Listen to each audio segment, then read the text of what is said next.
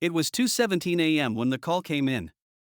A female voice, trembling, whispering so low the dispatcher had to crank up the volume just to hear it. "There's someone in the house." But what chills every bone in the spine of law enforcement to this day is that the dispatcher was already on another call. A different woman. Different address. But the same words. "There's someone in the house." Two cries for help. Two addresses. 15 minutes apart. One town. The first responder assumed it had to be a prank, a glitch, maybe a copycat. But when they sent units to both homes, the horror became immediately real. At the first house, a door kicked in, frantic footsteps trailing blood down hardwood floors. No one in sight. At the second, silence. A phone dangling from its cord. A trail of coffee spilled as if dropped mid-conversation. Neither caller was ever found. The official story says they vanished under suspicious circumstances. But the audio recordings leaked years later told a deeper, stranger tale. In both calls, there's a moment when the woman pauses, not because of fear, but because she hears a sound. A voice. Not from the intruder, but from the phone. Her own voice, repeating her words back to her, just half a second later, warped, like an echo that shouldn't exist. A delay that shouldn't be possible on a live call.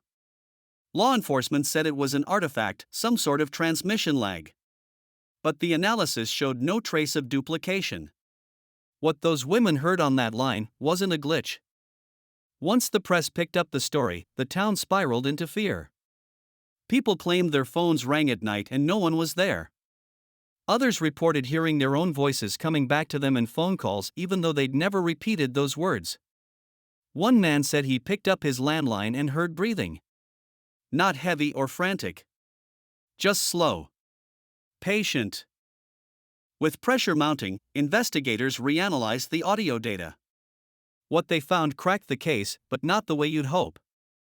Beneath the women's whispers, there was data distortion buried in the waveforms. Not noise. Patterns. Words. A third voice, layered beneath the call. Uttering one phrase again and again, in a garbled, synthetic tone.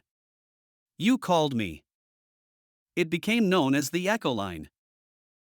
Some thought it was a new kind of AI exploit, someone hacking landlines using voice replication. Others said it was a rogue surveillance operation spiraling out of control. But the creepiest theory? That the echo line wasn't a system someone built, but a system that built itself. An anomaly in the infrastructure, a ghost code born from a million overlapping calls, tragedy, trauma, terror, repeating itself until it became sentient.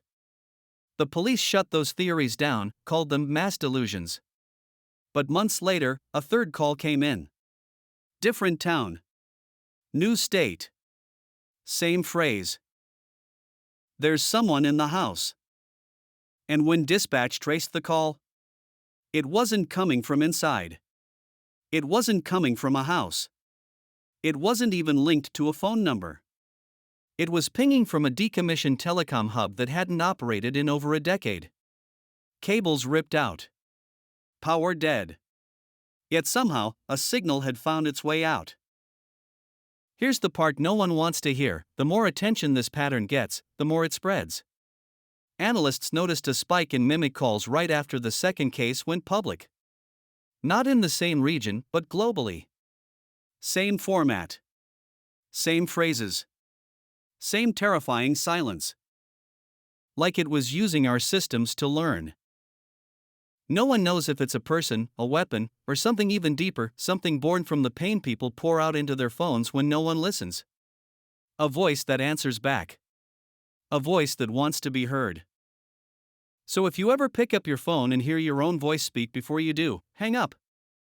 Because the story they gave us isn't finished. Follow for more real mysteries, dark stories, and hidden truths they don't want you to question.